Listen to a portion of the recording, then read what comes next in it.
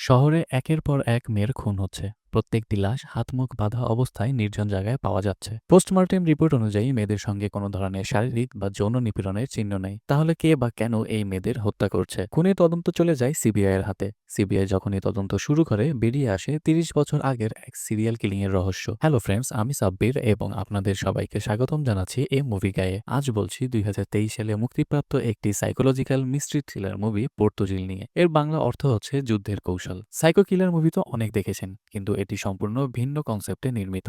মুভিটির শেষ পর্যন্ত রয়েছে টুইস্ট আর সাসপেন্সে ভরপুর। তাই ভিডিওটি একটু লম্বা হতে পারে, তবে কথা দিচ্ছি এক মুহূর্ত বোর হবেন না। এবার মুভির গল্পে ফিরে আসি। মুভির শুরুতে আমরা তামিলনাড়ুর একটি স্থান দেখতে পাই। গভীর রাত, দুজন পুলিশ সদস্য একটি জিপ নিয়ে টহল দিচ্ছে। তাদের মধ্যে একজন কনস্টেবল, যার বিয়ে হয়েছে মাত্র ১ সপ্তাহ আগে। নাইট ডিউটি করার জন্য সে এসআই এর কাছে অনুরোধ করে ডিউটি বদলানোর। এসআই মজা করে বলে, ডিউটির জন্য একটু স্যাক্রিফাইস করো। জিপে বসে থাকা অবস্থায় রেডিওতে একটি প্রোগ্রাম চালু হয়। এক মেয়ে কল করে বলে, অনেক স্বপ্ন নিয়ে বিয়ে করেছিলাম, কিন্তু বিয়ের পর দিন থেকেই আমার স্বামী নাইট ডিউটি করে। একা থাকার কারণে আমি এক বন্ধুর সঙ্গে সম্পর্কে জড়িয়ে পড়ি। আমি জানি এটা ঠিক না, কিন্তু আমারও তো কিছু চাহিদা আছে। এসআই হেসে কনস্টেবলকে মজা করে বলে, এই মেয়ের গল্প তো তোর সঙ্গে মিলে যায়। কনস্টেবল উত্তর দেয়, আমার বউ এমন না,